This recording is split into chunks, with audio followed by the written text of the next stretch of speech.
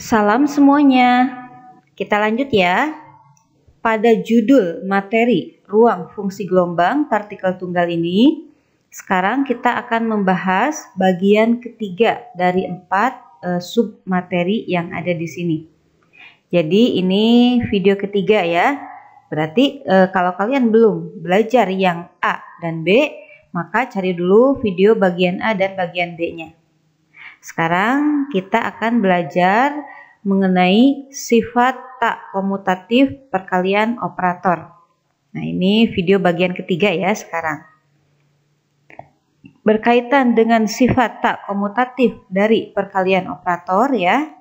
Secara umum, suatu fungsi jika hasil kali operator A dengan operator B tidak sama dengan operator B kali operator A, berarti perkalian ini tidak komutatif.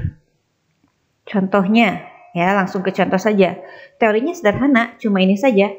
Kalau sama berarti komutatif, kalau tidak sama ya tidak komutatif. Penyelesaiannya bagaimana? Nah, kita lihat contoh yang ada.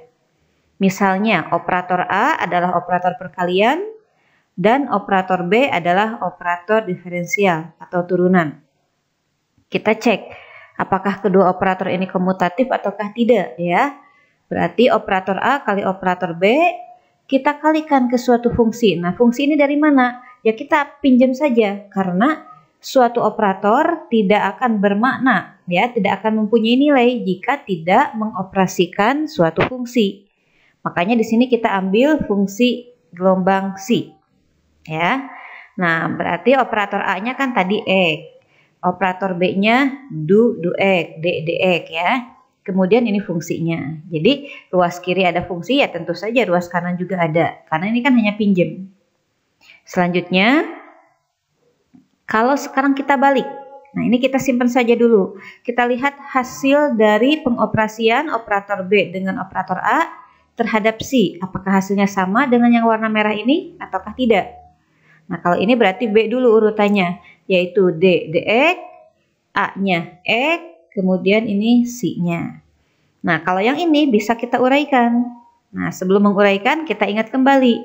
Kalau suatu fungsi, katakanlah nilainya U kali V.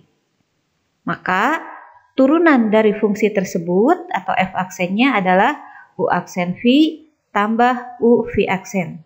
Tanda aksen ini berarti hasil turunannya. Maka di sini juga sama. Kita misalkan X ini sebagai U, psi ini sebagai V. Sehingga U aksennya 1, kan ini turunan dari X terhadap X berarti 1, kali V-nya sebagai psi, ini psi-nya sebagai V, tambah U yaitu X, kemudian V aksen. V aksen itu berarti du psi terhadap X. Jadi seperti ini. Berikutnya, karena ini ada psi, ini ada psi, kita simpan di depan atau di belakang. Sama saja ya, yang penting kita pisahkan.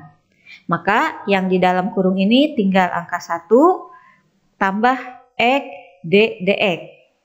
Nah, kalau kita perhatikan ya, nilai yang ini kan berbeda dengan yang bawah ini.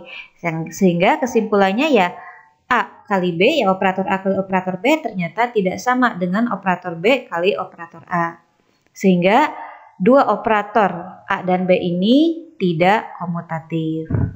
Ya, karena selanjutnya ini berlaku untuk setiap psi ya, ini kan psi-nya masih umum, boleh apa saja.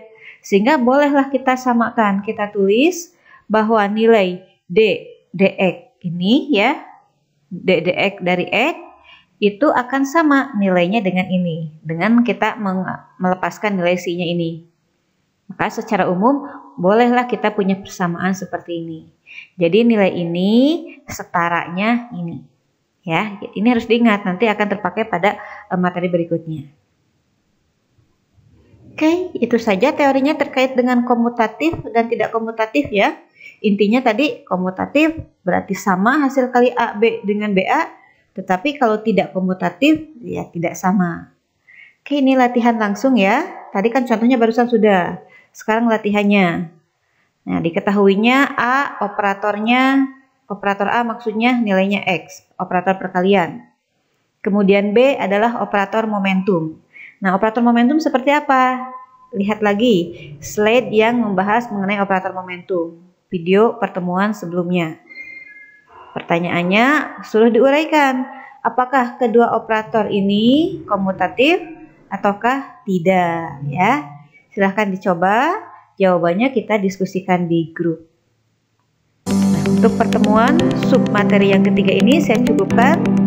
Yuk kita lanjut setelah selesai menyimak video yang ini, kita lanjut ke sub yang keempat pada video selanjutnya. Selamat belajar ya. Terima kasih sudah menyaksikan. Wassalamualaikum warahmatullahi wabarakatuh.